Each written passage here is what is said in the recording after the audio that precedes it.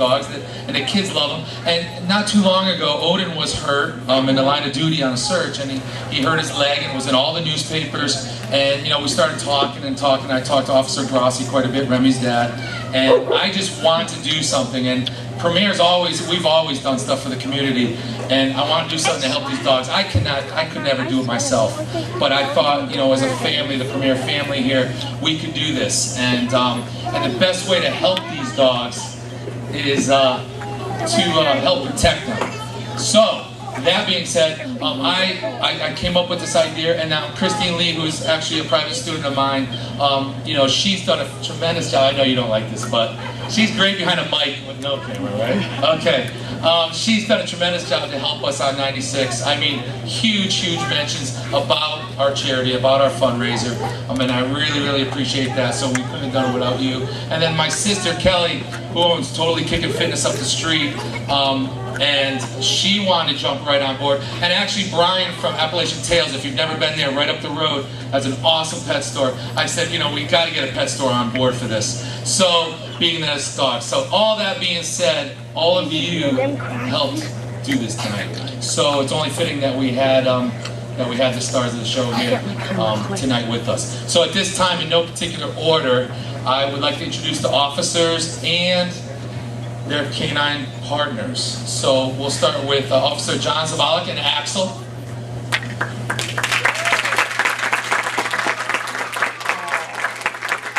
Cute, aren't they? Officer Todd Mona and Primo.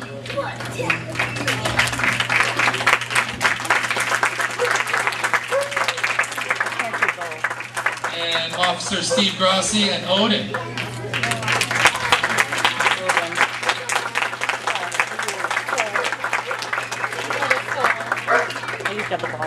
Okay, so at this time, what I'm going to do is I'm just going to hand it over to these guys, and they do these demos. They're very popular. They're awesome. I'm going to let you guys take care of business now, and we'll take care of the unfortunate guy in the back. Okay. Actually, you know what? I may not easier without it. My name is John Zavalek, and oftentimes, since I'm the senior dog handler, that just means you're older than these other two guys. But what that means also that when come K-9 demo time, I got to do the talking. Because these two guys are out usually chasing bad guys with myself, but I end up being the one doing the talking. So that's how I'll be doing today. I've been doing this now for about 11 years. My first dog, you might have read about him, seen about him. His name is K-9 Raven. Raven is now retired. He's at home with me. He's not doing too much more than just laying on the couch, laying on the bed, laying really wherever he wants, and watch a little TV now and again. We go for walks. He no longer chases bad guys. But every now and again, we get this new dog, K-9 Axel, and just like when your child gets a little noisy, you offer maybe them a lollipop or something to fill up their mouth. So that's what I'm going to do with this one here. Because if not, he would probably be barking with all the excitement and all the kids and everything else. I've been doing this now, like I said, for about 11 years. This is my second dog. I want to introduce Officer Mona, tell you a little bit about his dog. How you doing, guys? I'm Todd Mona. I'm the newest member of the K-9 unit. Primo's a full-blooded German Shepherd from Slovakia. He's a little over 3.5 years old. We came in for first place in 2007, the Daniel Wasson Memorial Award. Daniel Wasson was a cop down in Milford who was shot and killed in the line of duty K-9 handler. And every year they give an award in his honor for the best street performance. My first year on the road, we won that, and we placed 6th in this year's K-9 Olympics, which was our first time. Do you know who placed 4th at all? Yeah, John. Do we know who came in first in the state? He's not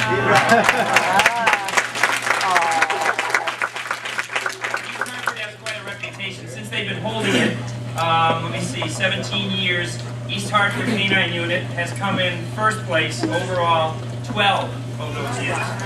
Wow. And they were quite glad when Raven retired and when we didn't compete those 2 years. So, and it just so happened that that's when someone else won. So we take this job very seriously, and we have to, because it depends on our lives. These dogs depend on us. as much as we depend on them. What we're going to show you tonight is just some of those things that we do out on the street. One of the biggest things, now believe it or not, what you're seeing right now is actually part of training. You know, Ravenhead or Axel has a ball in his mouth, and you can see how he's pulling on it. Well, consider this, and I'll try to apply everything to real street, what happens out on the street. Bad guy hiding in a closet, and we can't see his hands.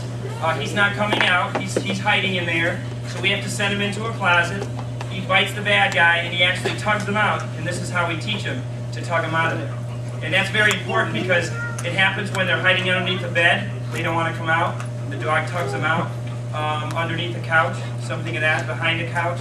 You can just imagine where all these bad guys hide. But one of the first and most important things that we're going to show you is obedience.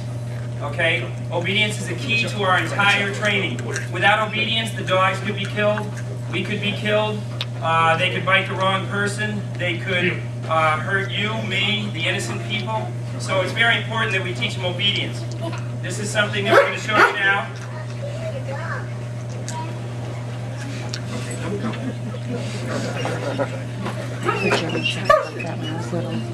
Okay, while I talk, this one will chew, and these two will show you what our obedience is very important. In our job, again, you have to understand what we do. We're police officers out on the street catching bad guys. We're not putting on a show other than tonight. But we're not putting on a show for the bad guy out on the street. We're not doing, we're not competing in a competition other than the K-9 Olympics in the summer. We're out catching bad guys. So it's very important in our job for these guys to be obedient. So the first thing is hand and voice. They'll sit their dog or they'll heel their dog right next to themselves. Go ahead, heel. Hand and voice, they'll down the dog. Hand only. Now remember, in our job, we have to go around buildings, and sometimes we have a gun out, and our other hand is carrying a flashlight. So both our hands are full, we're not able to use our hands. So voice only will have the dog sit. And voice only will have the dog down. Now, in that same respect, we're going around the building, and we don't want the bad guy to hear us. Or we have to go from here to there, and we don't want the bad guy to hear us. So what we need to do is voice or hand only, we have to give our dog commands as we're sneaking up on someone. So that's exactly what we'll do here. Hand only, heel. Hand only, down. Okay, now from a distance. They're going to get it from across from each other. One thing I do want to tell you before we continue. This is supposed to be indestructible. So